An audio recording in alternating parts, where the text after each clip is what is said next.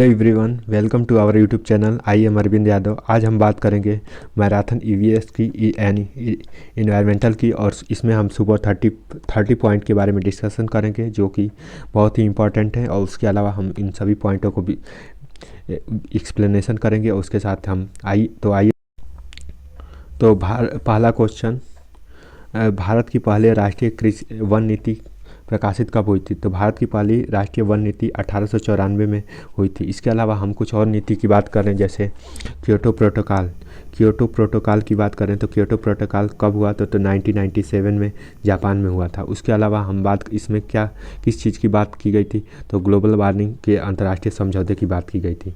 उसके बाद हम पेरिस समझौते की बात करें तो पेरिस समझौता कब हुआ था? तो पेरिस समझौते के बारे में हम बात करते हैं तो पेरिस समझौता 2016 में हुआ था, और 20 अक्टूबर 2016 में ये पेरिस समझौता हुआ था। उसके बाद हम आते हैं दूसरे पॉइंट पर। स्वतंत्र भारत की पहली राष्ट्रीय वन नीति तैयार हुई थी तो 1952 में स्टार्ट हुई थी। भारत आज़ाद कब हुआ? तो 15 अगस्त 1947 को। 15 अगस्त 1947 को भारत आज़ाद हुआ। इसके अलावा भारत में उसके अलावा हम बात करें मॉन्ट्रियल प्रोटोकॉल, तो मॉन्ट्रियल प्रोटोकॉल कब हुआ? तो 16 सितंबर 1987 को। और मॉन्ट्रियल प्रोटोकॉल क्या है? तो ये ओजोन क्षरण, यानी ओजोन क्या होती है? तो एक परत होती है और उस पर सूर्य से आने वाली परावैंगनिक किरणें जो कि एक परत को रोकती हैं, और ये परत क्षरण होता है तो जिससे सूर्य की हानिकारक किरणें जो अल्ट्रावायलेट रे होती हैं जो इंसान पर पड़ती हैं, जिससे इंसान को स्किन डिजीज या अलग अलग तरह की डिजीज होती है जो काफ़ी डेंजरस हो जाती है। इसलिए ओजोन परत, इसके बारे में मॉन्ट्रियल प्रोटोकॉल में हुआ था। तो स्वतंत्र भारत की पहली राष्ट्रीय वन नीति क्या थी, कब तैयार हुई? तो 1952 में। भारत में मैंग्रोव की वनस्पतियाँ मुख्यतः पाई जाती है, तो भारत की मैंग्रोव की वनस्पतियाँ मुख्यतः पाई जाती हैं सुंदरवन।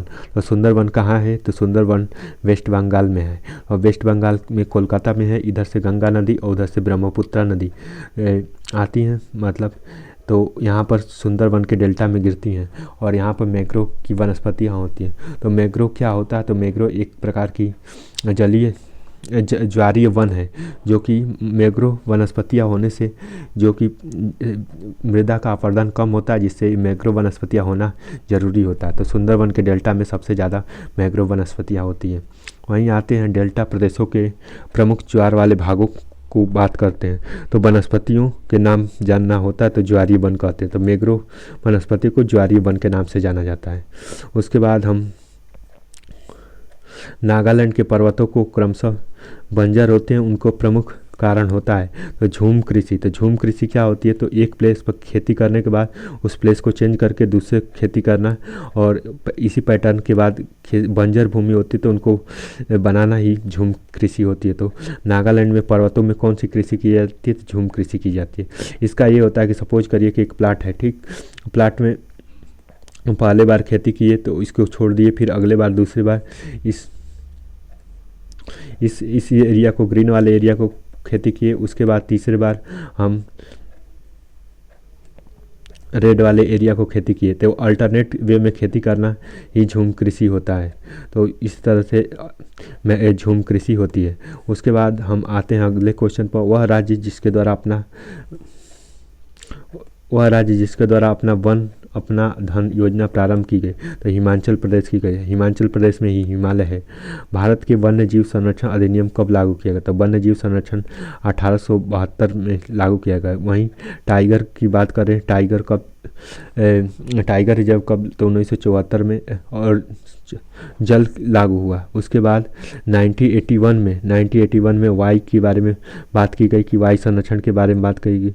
उसके बाद भारत में 1986 में पर्यावरण संरक्षण अधिनियम आया था। तो इस तरह से अगर वन्य जीव अधिनियम की बात करें तो 1972, और इन्वायरमेंटल प्रोटेक्शन एक्ट की बात करें तो 1986 में आया था। इसके बाद विश्व पर्यावरण दिवस 2018 का मुख्य थीम क्या था? तो प्लास्टिक प्रदूषण समाप्त करो, बीट द प्लास्टिक। तो विश्व पर्यावरण दिवस का थीम था। और पर्यावरण दिवस कब मनाया जाता है? तो 5 जून को मनाया जाता है। वहीं अर्थ डे कब मनाया जाता है? तो 22 अप्रैल को मनाया जाता है। इसके अलावा 22 मार्च को क्या मनाया जाता है? तो जल दिवस मनाया जाता है। तो 5 जून को पर्यावरण दिवस मनाया जाता है। और पर्यावरण दिवस 2018 का थीम था प्लास्टिक प्रदूषण को समाप्त करो। तो इस क्वेश्चन का करेक्ट आंसर ये है। उसके बाद दक्षिण गंगोत्री के नाम से जाना जाता है भारत की प्रथम अटलांटिक शोध केंद्र को, यानी साउथ गंगोत्री के प्रथम अटलांटिक शोध केंद्र को जाना जाता है। इसके बाद अटलांटिक में भारत का तृतीय शोध केंद्र है, तो भारती नाम से तृतीय शोध केंद्र है। और भारती की स्थापना कब हुई थी? तो 2012 में हुई थी। तो फिर भारतीय की स्थापना कब हुई थी? 2012 में हुई थी। और आते हैं अगले क्वेश्चन पर। 21वीं सदी में विश्व पर्यावरण संरक्षण हेतु कार्य योजना है, तो एजेंडा 21। और एजेंडा 21 क्या था? तो एजेंडा 21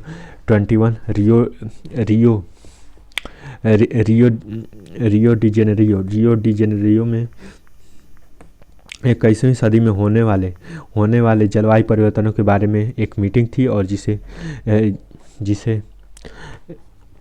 एजेंडा 21 के नाम से जाना जाता था। इसमें एजेंडा 21 में सम्मेलन में सभी देशों को और भाग लिए थे, और उसमें पर्यावरण संरक्षण के बारे में उन्होंने बात की थी। तो आते हैं अगले क्वेश्चन पे। यह कार्य योजना 1992 में ब्राजील के रियो डी जेनेरियो में संपन्न कार्य पर्यावरण विकास हुआ।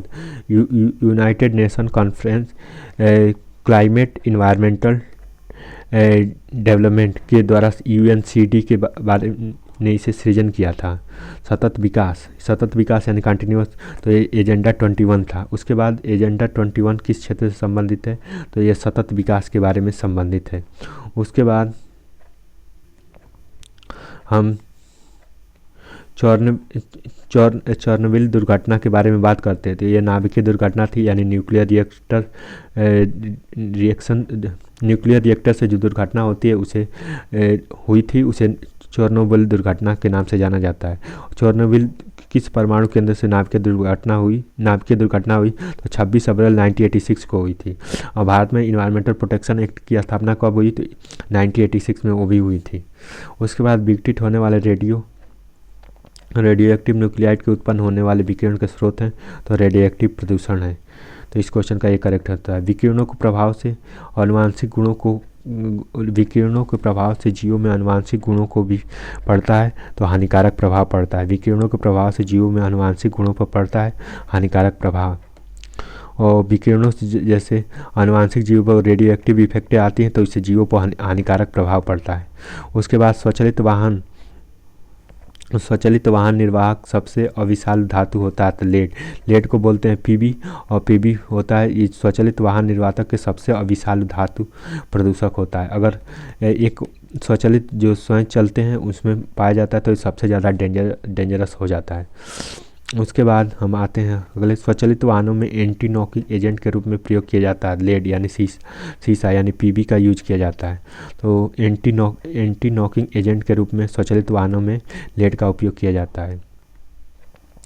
केंद्रीय तंत्रिका तंत्र मस्तिष्क पाचन तंत्र इत्यादि को प्रभावित करता है लेड के कारण। लेड यानी Pb के कारण होता है, और स्वचालित वाहनों में इसका प्रयोग किया जाता है। तो पेयजल में कैडमियम की अधिकता होती है, तो क्या होता है? इटाई रोग। तो पेयजल में कैडमियम की अधिकता होती है, तो इटाई रोग होता है। वहीं अगर पेयजल में नाइट्रेट रोग होता है, तो इससे क्या होता है? तो इससे ब्लू बेबी सिंड्रोम होता है। ब्लू बेबी सिंड्रोम यानी बच्चों का पीला पड़ जाना, ब्लू बेबी सिंड्रोम। नाइट्रेट की अधिकता से ब्लू बेबी सिंड्रोम हो जाता है। वहीं अगर फ्लोराइड कंटेंट ज़्यादा बढ़ जाए, तो फ्लोराइड कंटेंट से मॉल्टिंग ऑफ टीथ होता है, यानी दांतों का विघटन शुरू हो जाता है। उसके बाद अगर पारा युक्त जल पीने से मिनीमाता होता है। उसके अलावा आर्सेनिक, एंटीमनी ये भी डेंजरस होते हैं। और वायु प्रदूषण के लिए जैविक सूचक कार्य करता है। तो वायु प्रदूषण के लिए जैविक सूचक कौन सा कार्य करता है? लाइकेन। और लाइकेन सबसे पहले कहाँ पर मिला था? तो उत्तराखंड में पिथौरागढ़ जगह पर लाइकेन सबसे पहले मिला था। उसके बाद शैवाल और कवक के द्वारा होता है, तो लाइकेन का निर्माण होता है। शैवाल और कवक के द्वारा लाइकेन का निर्माण होता है। प्रदूषक संकेतक पौधा कहते हैं लाइकेन। तो लाइकेन होता है प्रदूषक संकेतक पौधा, लाइकेन होता है। उसके बाद बीओडी बीओडी का अधिक होना होता है तो बीओडी यानी biological oxygen demand, biological oxygen demand होती है और ये एवरेज टेम्परेचर 5 पर कैलकुलेट की जाती है और ये टेम्परेचर उसमें जल कितना संक्रमित है इसके बारे में वो बताता है।